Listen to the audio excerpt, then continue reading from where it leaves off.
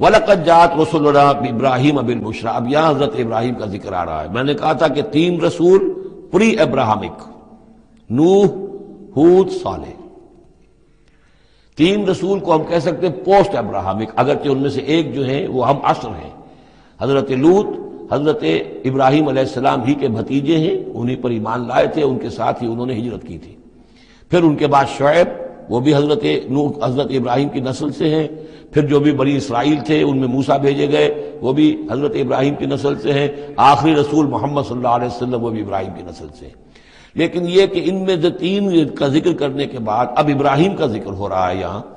سورہ انعام میں وہاں جو پہلا جوڑا تھا حضرت ابراہیم کا ذکر جو ہے وہ اس انباء الرسل میں سے بالکل نکال کر لے گئے تھے، اور وہ قصص النبیین کے انداز میں سورہ انعام میں آ گیا تھا۔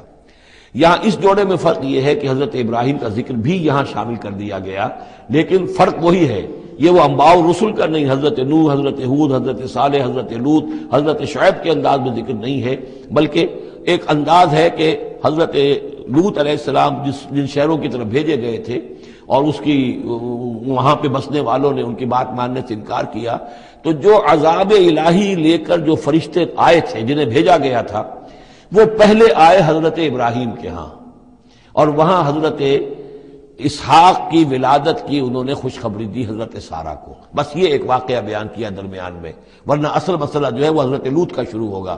انباء الرسل کے اعتبار سے جو معاملہ ہے وہ حضرت لوط کا واقعہ ہے۔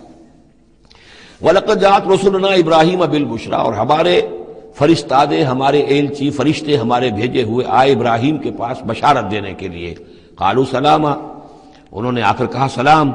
قال سلام، حضرت ابراہیم نے بھی سلام کا جواب سلام سے دیا۔ فما لبث ان جاء بعجل حنیذ، تو پھر ذرا بھی دیر نہ کی، فوراً گئے اور ایک تلا ہوا بچڑا ان کی ضیافت کے لیے لا کر سامنے رکھ دیا۔